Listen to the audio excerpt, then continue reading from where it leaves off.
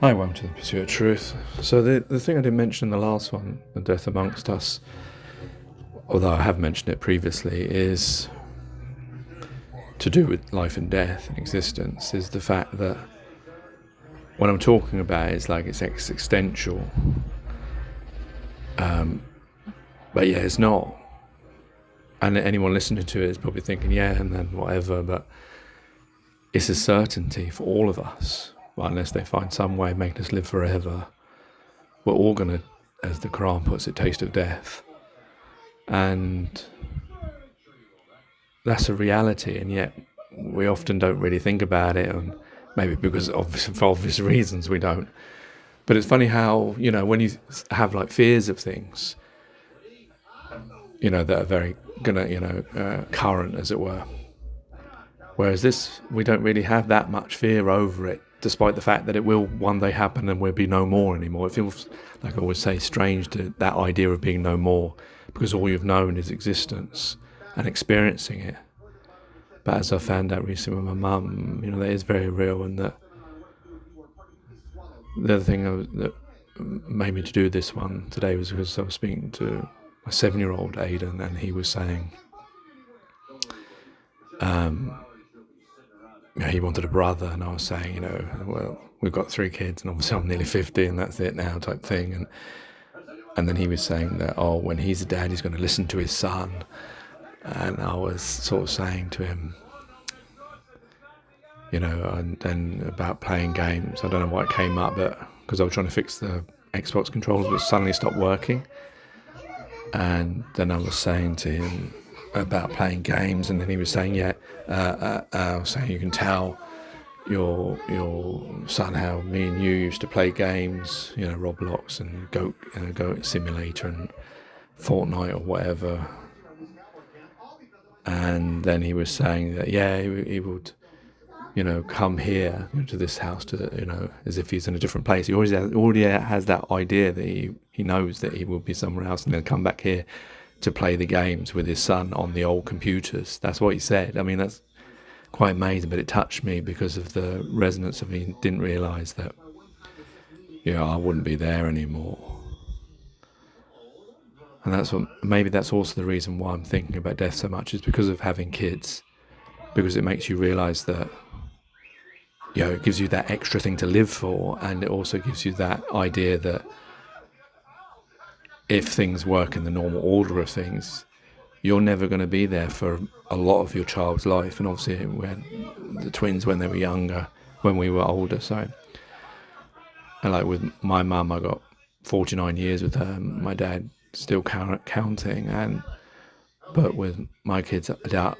I mean, if I die at 75 like my mum, then I've only got another 25 years left. So I'm not going to get the full, like my parents got 50 years, got to see, your kids go into middle age, make sure they're married and have kids and experience grandparent. I may never get to experience that. And my kids won't get to see me as a grandparent and be able to show their child to me. That,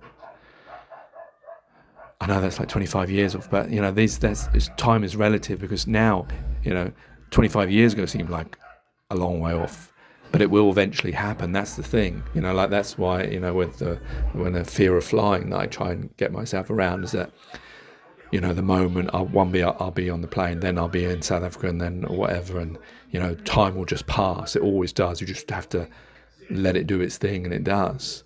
And one day, I could be listening to this same recording, or my children, when I'm past, could be listening to this same recording. When at this present time I feel alive, and I am alive, and this time is passing. Aidan's watching Toy Story 2 on Disney Plus on the TV. Alina's on her computer upstairs on Scratch creating sprunkies. But they grow up, I'll grow up. I'll pass, they'll pass. Like the weeds that, like the if you have like in your mind like the idea of when you take a picture in, speeded up a video of like flower growing and weeding and all that and carrying on, that's like life. That very famous clip in is it George Powell's H.G. Wells time machine where, you know, he's going through time and it's flickering, and there's the flower and there's the sun and the moon and the construction and deconstruction and all that kind of thing. That's art, that's existence. You know, it will pass like that. There will be a time when I could be, you know, now I'm like 49, and at 80, you know, maybe I know I'm dying, or, you know, I'm visiting my grandparent kids, and then I come back home to this house maybe, and then I go upstairs to listen to these recordings, to connect to this time. How weird that is, how weird that aspect is. But it's funny, we don't feel it when we watch, like, you know, if I watch 2001 by Stanley Kubrick, or, you know, and most of the actors maybe are dead, or a Charlie Chaplin film where he's passed. You don't have that connection. I suppose you only get that connection when it's you or your family. But it's weird that we're watching dead people, majority, you know, lots of classic films, as it were, or reading stories like H.G. Wells or George Orwell, or, you know, whoever, the guy who did the Ragged Philanthropist. They're all dead, long dead. Charles Dickens or William Shakespeare or Chaucer or Socrates or Plato or whoever, Wordsworth or Coleridge, all dead. Yet their essence, what made them, you know. But not all of us get to do that. Majority of people, like I've listed like 10 people, the millions that were around those 10 people were completely forgotten, other than maybe their loved one, you know, through great-great-grandparents and all that kind of stuff. But majority of human beings just get forgotten. It's only those ones that create that get remembered. Isn't that weird and strange that your existence will just come and go? It seems like a really long time.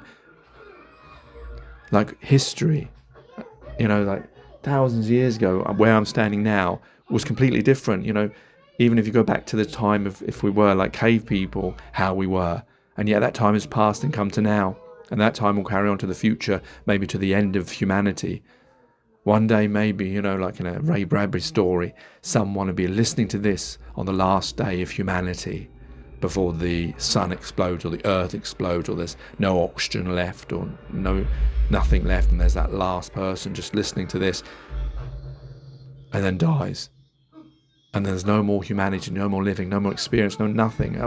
How weird, like, living and existence and time is. No? Even me talking about it seems so abstract and weird, and yet it's something we all experience. We're experiencing this beauty of existence, and we will experience the end of that existence, and then someone else will experience it. What's your thoughts on that? Take care, take it easy, God bless, and peace.